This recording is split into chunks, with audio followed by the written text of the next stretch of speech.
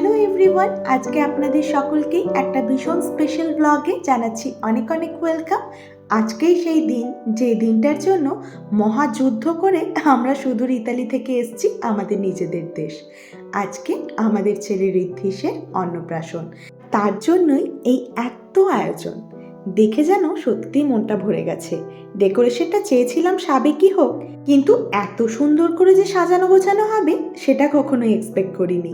আমরা তো ছিলাম না, একদম অন্নপ্রাশনের আগে আগেই এসছি, তো দাদাকে মোটামুটি বলে দিয়েছিলাম, তো ওই সমস্ত অ্যারেঞ্জ করেছে। আর এই যে আজকে সকাল থেকেই চলছে এখন আমাদের ঋদ্ধিষের অন্নপ্রাশনের সমস্ত প্রোগ্রাম। এখন হচ্ছে গায়ে হলুদ। গায়ে হলুদের আয়োজনটা আমরা বাড়িতেই রেখেছি। বাড়িতে ওই মা হলুদ বেটেছিল, সেখানেই আমি একটু গোলাপের পাপড়ি ছড়িয়ে সাজিয়ে দিয়েছি। আর এই জায়গাটা স্নানের জন্য আমার ভারী সুন্দর লেগেছে। আগের দিন থেকে খুব চিন্তা করছিলাম যে বাথটবটা খুব একটা মানাবে না হয়তো, মা দেখলাম এটা বার করে দিল। তা আমার এত সুন্দর জিনিসটা আর গাঁদা ফুল গোলাপ ফুলের সাথে আরও মাধুর্য বেড়ে গেছে।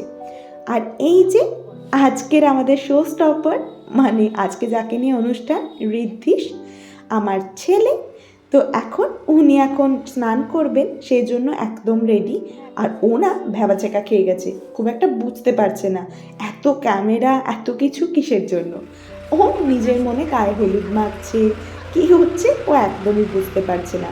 এই এনভায়রনমেন্ট, এত মানুষজন, সাথে তো ওর প্রথম আলাপ, কিন্তু সবাই জানেন ভীষণ অবাক যে এত প্রথম এসেই ও সবার সাথে এত মিশে গেছে। তো এখন হচ্ছে গায়ে হলুদের পর্ব। এরপরে আমাদের সাজিয়ে গুছিয়ে নিয়ে যেতে হবে লজে, কারণ বেশ দেরি হয়ে গেছে। সমস্ত কিছুই বেশ ভালো চলছিল, কিন্তু এই যে মহাবিপত্তিতে পড়ে গেছে, ও মাথায় জল দেওয়া এরকমভাবে একদম খুব একটা পছন্দ করে না। তো ওটা হতে ও একটু আনইজি হয়ে গেছিল। প্রথম দিকে আমরা কি করব এটা পাচ্ছিলাম না বলে আমরা ভাবছিলাম হাতে দিয়েই দিই। তো হাতে দিয়েই প্রথমে জল দিচ্ছিলাম, কিন্তু ফটোগ্রাফার তিনি ওই আইডিয়াটা বার করেছেন যে ওরকমভাবে একটু ওই ফাউন্টেন টাইপের একটু জলটা ওকে দেবে। তো সেই রকম কিছু ব্যবস্থা হয়েছিল। এখানে উনি দিব্যি এনজয় করছেন। এবার ওকে মুছিয়ে টুছিয়ে নিয়ে আমাদের চলে যেতে হবে তাড়াতাড়ি ভেন্যুতে। ঠিক আছে।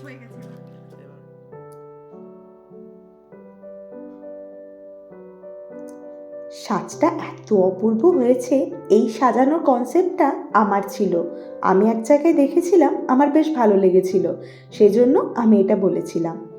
আজকে ফটো টটো তোলার একদম টাইম পাচ্ছিলাম না, কারণ আমাদের আসতেই প্রচণ্ড লেট হয়ে গেছিলো। এখানে ঋদ্ধিষের থালাটা সুন্দর করে একটু সাজিয়ে দিচ্ছিলাম। অনেক রকম রান্না বান্না হয়েছে, তো সাজাতে গিয়ে একটু বেশ চাপ লাগছিল। এই যে এখন সমস্তটা রেডি। এখানে কিছু জোগাড় করা হয়েছে ওকে আশীর্বাদ করার জন্য, আর তার সাথে সাথে ওনার টোপর মালা সমস্ত কিছু একদম রেডি হয়ে গেছে। আমি যতটা পেরেছি থালাটা সাজিয়ে দেওয়ার চেষ্টা করেছি, আপনারা জানিয়েন কিন্তু কেমন হয়েছে। আর আজকে খাবারে ছিল ভাত, পোলাও, 7 রকম ভাজা, ডাল, আলু ফুলকপির তরকারি, শাহি পনির ছিল, তার সাথে ছিল মাছের কালিয়া, তার সাথে একটা বড় মাছের মাথাও দিয়েছিলাম। তো বেশ ভালো লাগছিল দেখতে ওটা। আর আমি যেটা সবচেয়ে মন দিয়ে বানিয়েছি, বাড়িতে বলছিল নাকি পায়েসটা মাকে বানাতে হয়, তো আমি পায়েসটা নিজের হাতে বানিয়েছি। আর অন্যান্য রান্নাগুলো মা, শাশুড়ি মা সবাই মিলেই হয়েছে।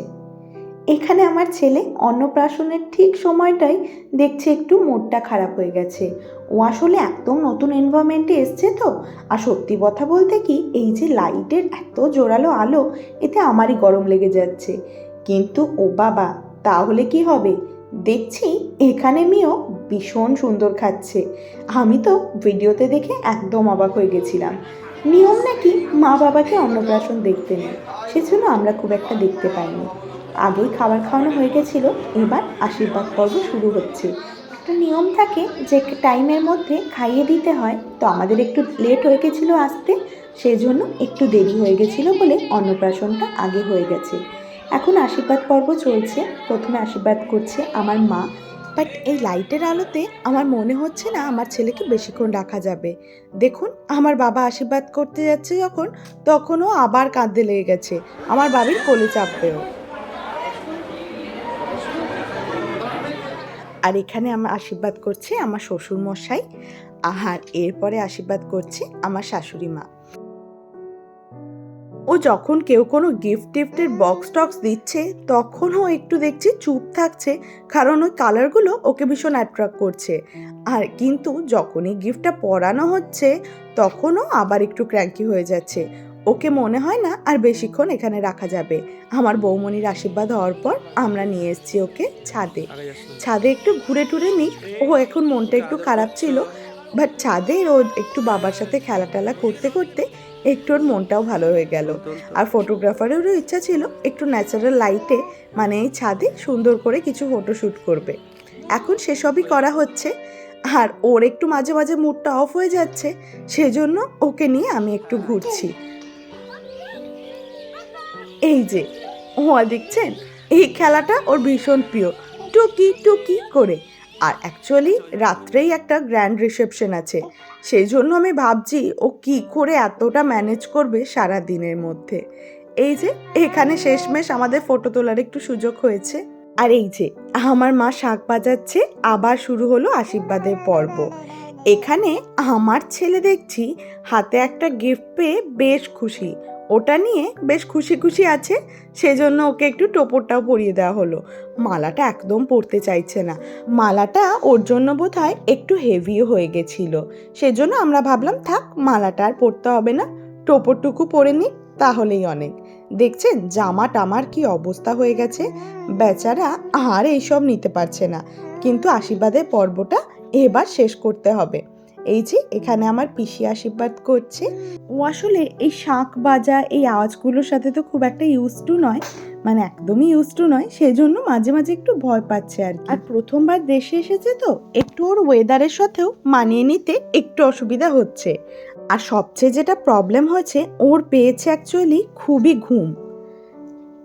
আর এই যে এখানে আমাদের মিষ্টি সদস্যরা আমার দাদা বৌমনির কোলে আমার গনু আর বিটু, মানে আমার ভাইপো ভাইজি।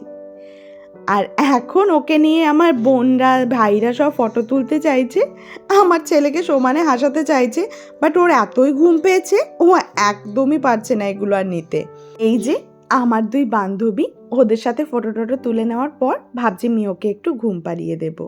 এবার যেতে হবে বাড়ি, দিনের অনুষ্ঠানটা অনেকটা দেরি হয়ে গেল, রিসেপশনের জন্য রাতে রেডিও হতে হবে। তো ব্লগটা এখানে শেষ করছি। কেমন লাগলো আমাকে অবশ্যই জানিয়ে, ভালো লাগলে আমার চ্যানেলটাকে সাবস্ক্রাইব করে দিন আরও ব্লগ দেখতে, আর এই ভিডিওটা ভালো লাগলে লাইক করে দিন।